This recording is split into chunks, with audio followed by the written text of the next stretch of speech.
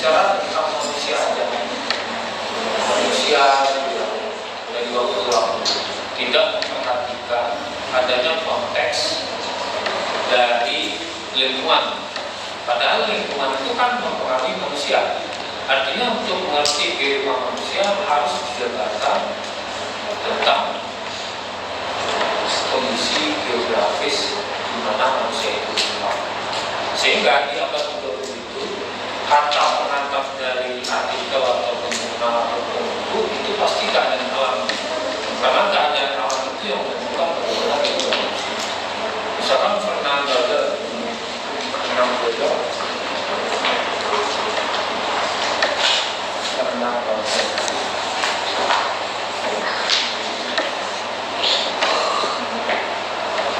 dia dalam buku yang digambarkan itu tentang pulau diri negara. Jadi daerahnya. Lalu berbicara tentang ekonomi. Nah, ekonomi ini digambarkan itu terbentuk dari kondisi laut teritorial. Misalnya, kalau kita berbicara tentang kehidupan pesisir dari masyarakat, berarti kan kita harus perlihatkan dulu, display dulu ya, bagaimana tentang alam misalnya yang nantinya mempengaruhi manusia. Lalu berikutnya baru masuk ke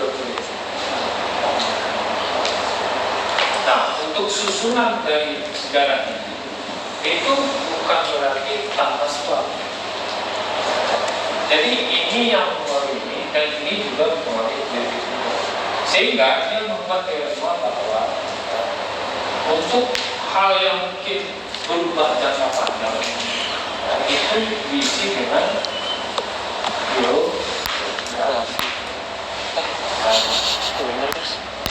lalu untuk jangka yang mungkin tidak terlalu panjang itu dengan ekonomi.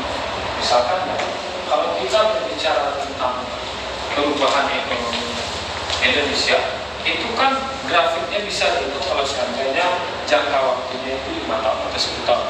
Nggak bisa dilihat dari jangka waktu per bulan. Jadi untuk bisa melihat ada unsur ekonomi jangka panjang dari waktu sejarah itu harus dikembangkan jauh. Lalu ketika ekonomi ini diterapkan, pasti itu berpengaruh terhadap manusia, di mana manusia itu bertahan ya, dan berkesinambungan kehidupannya, sehingga itu disebut dengan politik yang nantinya digambarkan dalam tentang waktu yang pendek. Misalkan saja dalam waktu 2 bulan dari Juli sampai September kita lihat semacam grafik yang tadi nggak perubahan di Indonesia yang bisa. Jadi untuk politik itu kan alasnya itu adalah ekonomi. Misalkan orang itu merasakan tidak adil karena uang itu terkucur kepada DPR misalnya. Kejadian bahwa uang itu pergi ke kantong-kantong DPR kan udah lama banget gitu ya. Nah, terus efeknya adalah demonstrasi itu cukup berubah.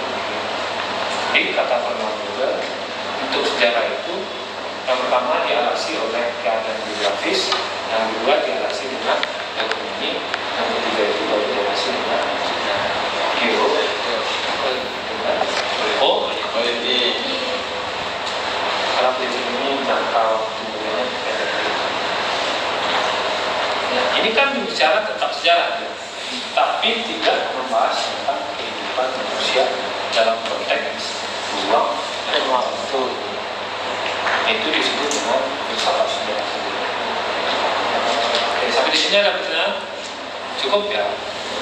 Lalu ada juga psikohistori dan ada juga psikologi. Kalau psikohistori itu adalah memasukkan unsur psikologi dalam pembahasan sejarah. Lalu untuk postmodern dia berbeda, di mana dia mempunyai cara yang berbeda untuk menulis sejarah. Jadi Jadi sejarah itu tidak mesti melakukan 4 tahap untuk menulis sejarah. Jadi postmodern ini kan ada terlalu luas lah. Tidak ada sesuatu nilai yang harus diambil secara bersama. Walaupun itu bersifat empirik ya. Salah satunya untuk metode sejarah itu nggak mesti pakai 4 tahap itu, bisa cara-cara lain. Jadi untuk postmodern itu agak nggak berpendirian ya kata orang modern, nggak ada yang pasti. Nah kalau kita lihat dari tentang waktu yang panjang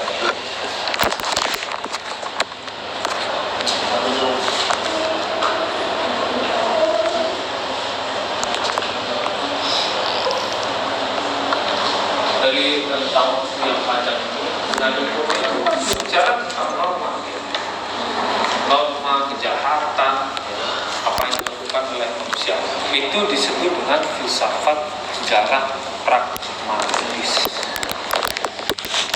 Di mana yang dibahas itu tentang apa guna sejarah. Jadi kita kan melihat ini orangnya baik, ini buruk. Yang kita dari sejarah itu kan hanya makna aja. Jadi disebut dengan pragmatis. Pragmatis itu yang simpel-simpel aja. Kalau belajar sejarah kan itu yang kita lihat. Itu disebut dengan filsafat sejarah pragmatis. Nah, kalau untuk di zaman abad pertengahan Renaissance itu disebut dengan filsafat sejarah spekulatif. Karena apa? Dia membahas sejarah itu, melihat bagaimana tuh grafik dari sejarah itu. Lalu melihat apa motif manusia untuk berpindah. Kan jauh untuk pembahasannya dengan sejarah yang sebenarnya gitu ya. Terus melihat masa depan itu sesuai dengan apa yang kita lihat di masa lalu kan gitu ya. Nah, itu disebut dengan filsafat sejarah spekulatif. Terlalu jauh pembahasannya dengan sejarah yang sebenarnya. Makanya disebut spekulatif. Spekulatif artinya apa? Kan jauh ya. Terlalu mengira di luar konteks yang sebenarnya, itu disebut dengan spekulatif. Makanya di filsafat sejarah spekulatif itu kita bahas tentang arah gerak sejarah, motif manusia, tujuan dari manusia ke depannya itu seperti apa, itu disebut dengan filsafat sejarah spekulatif. Lalu masuk ke dalam abad ke-18, abad ke-20, kan yang dibicarakan itu teori yang paling ideal untuk sejarah. Misalkan dari bulan sejarah itu menggambarkan geografi, menggambarkan tentang ekonomi, politik. Kan tidak melihat bagaimana masa depan sejarah, alur sejarah.